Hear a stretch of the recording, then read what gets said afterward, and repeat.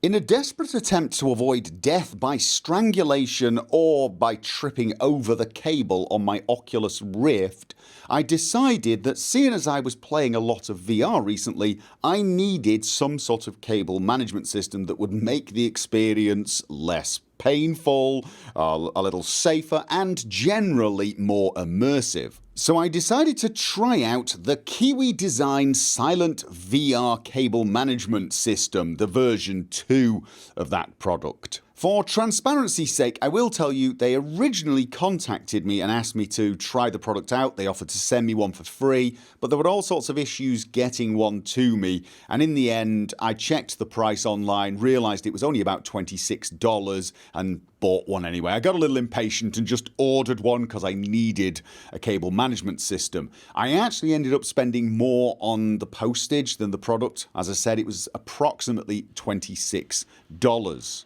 I will also point out this is the first such product I have tried, so I've got nothing to compare it to. I'll just be giving you how it worked for me and how it felt with no comparisons to other similar products. It was actually smaller than I thought it would be. It came in a very small box and it's just 6 pulleys and 8 hooks. Well, actually there's quite a few more hooks. You've got hooks that you can screw into the ceiling, but you also have these adhesive plugs.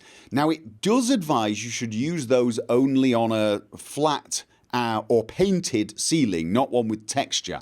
My ceiling has texture, but I thought I'd give the adhesive hooks a try because it's like a lot simpler to install, obviously. And I can tell you now they stuck with no problem and there is no sign of them coming off. They seem ridiculously secure, so I've had absolutely no problems whatsoever. It took me longer to find a stool to stand on than it did to actually install it. It was that easy to set up. Now there are 6 pulleys, but there are 8 adhesive hooks, which does give you some flexibility. And I started off by having just 6 hooks almost in a line supporting the wire equally. That was not as effective as what I ended up going for, which was placing 2 more hooks a little further out in a sort of tri-star configuration, because that gave me a little more movement around the room. It reduced the cable tug and was a lot more comfortable, and it was just as secure. But it's also really easy to take the pulleys on and off the hooks if you want to not have them hanging there all the time. If you just want to put them up when playing, it only took me about a minute to hang the hooks. So you can actually change the configuration fairly frequently, and it really isn't going to add a lot of time. It took me about the same amount of time to hang the hooks up each time as it did to move all of the bits of furniture I had to move out of the way. In fact, probably less, and I started to get a lot better at it as I played more. Actually attaching the pulleys to the wire itself is really easy. It's a very simple strap and it's adjustable, so you can either have the wire sitting loosely in a kind of loop so it moves around, or you can actually have it tight so that it holds in position. I actually found it was better for me when I tightened it, and what I would do is I would make it have a lot of tension in the wire at the end near to the computer, but a lot of give in the area above my head. I initially thought loosening the connections above my head would actually help that. Turns out it didn't.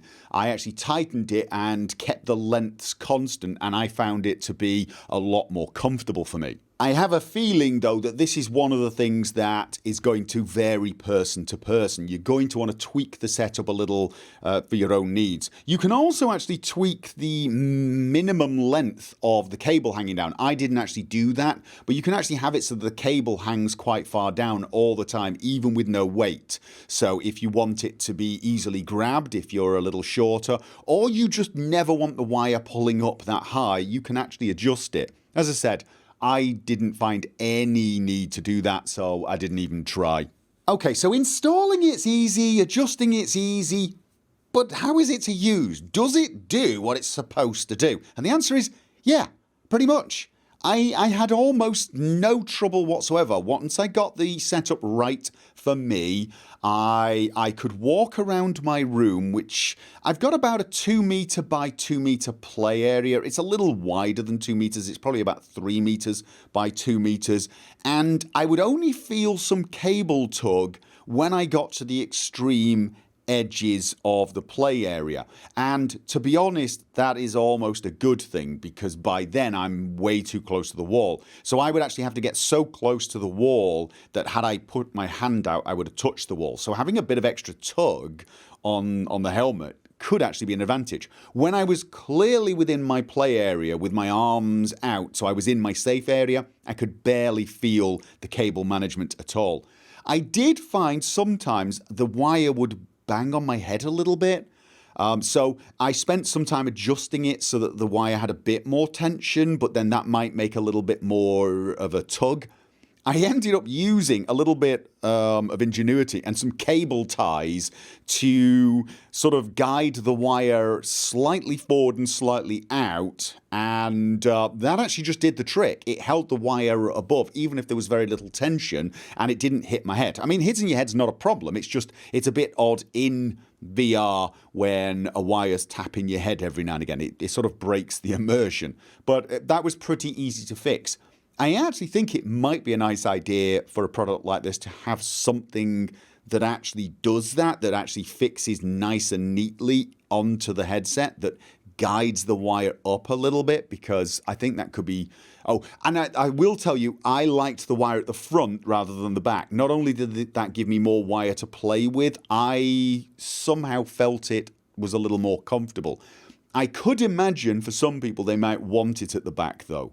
But yeah, I mean, I could walk from one side of the play area to the next without any real problems. I could actually lie down and look at the ceiling with the thing on, so it doesn't stop you crouching at all. When I lay down, I could feel the cable tug. The cable was pulling the Oculus Rift upwards a little, but not hard enough to pull it off my head. And that was lay down. When crouching, I barely noticed it. So, you know, it really does get the cable out of the way. I mean, there was no more stepping on the cable and almost yanking my head off when I moved. There was no wrapping my legs up.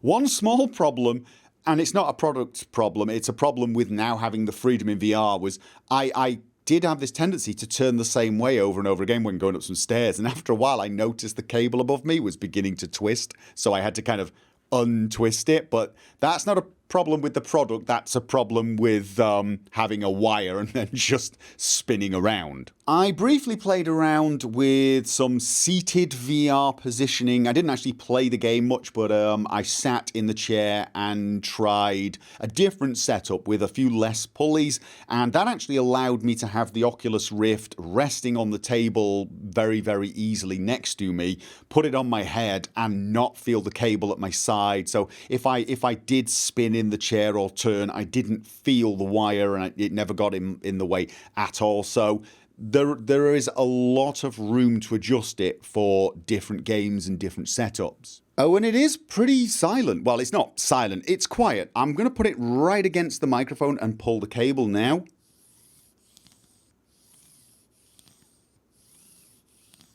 You can hear a bit of a click when the cable goes back inside, but honestly, it's really not noticeable when you're in VR, and that was with the device right next to the microphone. I'll do the same again, but 1 meter away from the microphone, which is probably a good estimate of how far you are from your ceiling.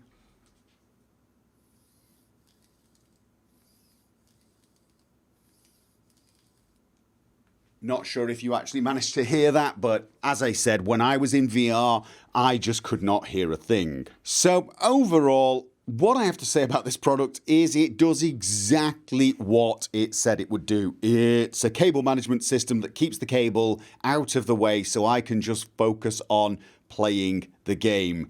It's an almost wireless experience. I say almost because there are some situations where this actually has the opposite effect, and an example of that would be when I tried a game like The Forest VR.